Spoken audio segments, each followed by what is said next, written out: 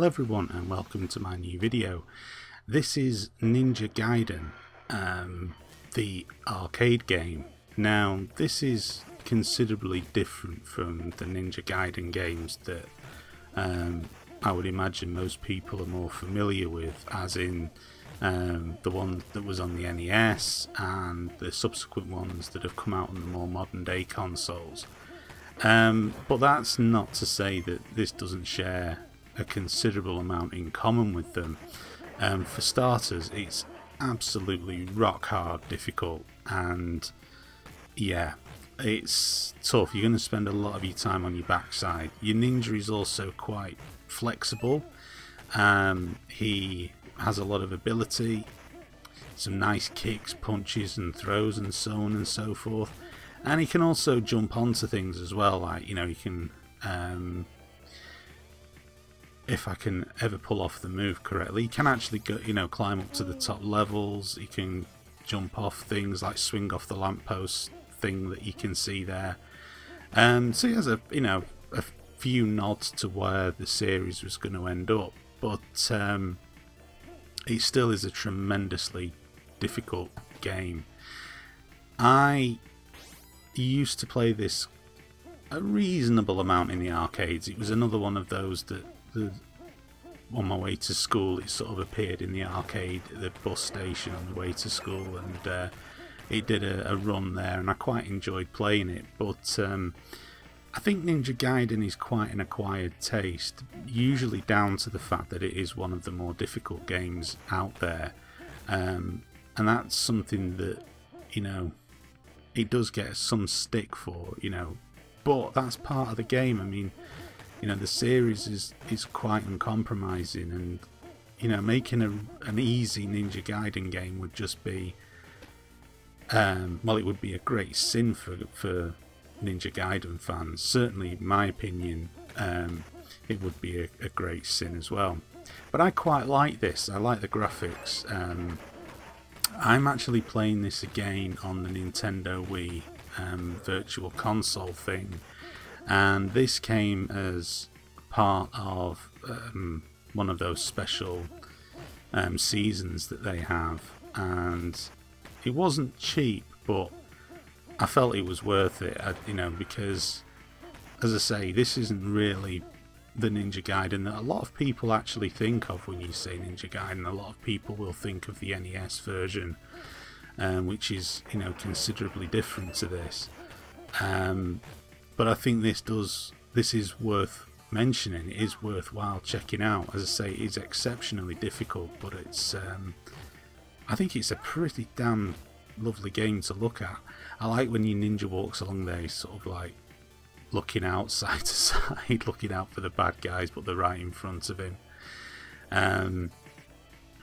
Yeah, I like it. I mean, it's not quite got the immediacy of a game like Shinobi, but then it, you know, it is trying to be something different. I think there's a lot more variety in the bad guys for starters, and there's a lot more moves that you can pull off.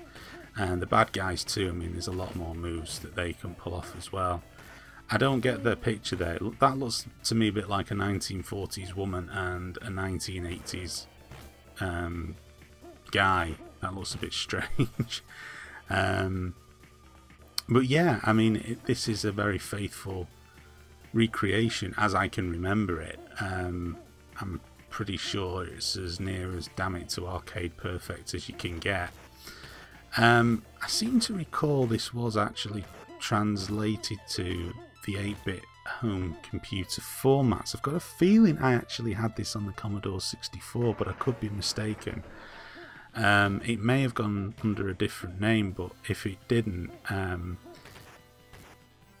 sure I had something that was very much like it. And again, you know, as I say, it is one of those games I do enjoy playing, even though it's absolutely brutally hard at times.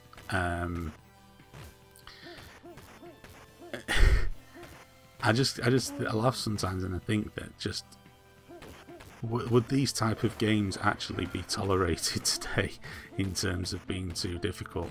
I think sometimes we're too ready ready to say that games have been dumbed down and so on and so forth. I mean, you go and play Demon's Souls or Dark Souls and tell me that those games have been dumbed down. I mean, they are phenomenally difficult, and you know, the Ninja Gaiden games were quite difficult too. I've not actually played the most recent one, but I understand that it got some pretty bad reviews, which does surprise me.